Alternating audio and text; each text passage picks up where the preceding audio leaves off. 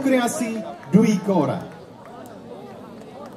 Di bawah binaan seniman hebat yang bernama Mayor Purnawirawan TNI Angkatan Darat I Gusti Agung Madekerte atau Mayor Kerte pada akhir tahun 1940-an sampai dengan 1970-an. Nama Eko Wakil sangat dikenal banyak orang sampai tanah Sasak Lombok. Membawa Eko Wakil ke Istana Negara tampak siring sampai 4 kali dan meraih banyak juara dalam perlombaan.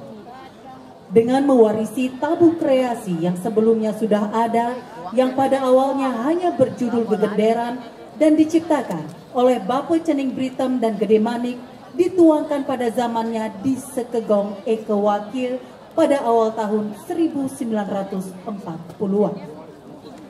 Dipentaskan pada tahun 1960 dalam Lomba Gong se-Nusa Tenggara dengan memperoleh juara 1 dengan nama Tabuh Kreasi Gegenderan binaan Mayor Purnawirawan TNI Angkatan Darat I Gusti Agung Madekerte atau Mayor Kerte. Berlatar pada peristiwa 20 Januari 1963, Menteri Luar Negeri Indonesia Subandrio mengumumkan bahwa Indonesia mengambil sikap bermusuhan terhadap Malaysia.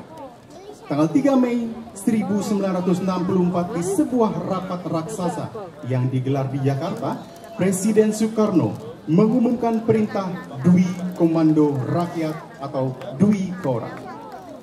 Pada tahun tersebut, untuk membangkitkan semangat nasionalis dalam peristiwa konfrontasi terhadap Malaysia dan terinspirasi dari perintah Presiden Soekarno, almarhum Mayor Purnawirawan TNI AD I Gusti Agung Madekerte yang merupakan sosok ABRI saat itu dan sekaligus pahlawan nasional Indonesia serta sosok seniman karawitan yang hebat kembali menata tabuh Gegenderan dengan mengaransemen serta merekonstruksi kembali dan diberi judul Tabuh Kreasi Dwi Kora yang dipentaskan pada tahun 1964 di Istana Tampak Siring, Bali.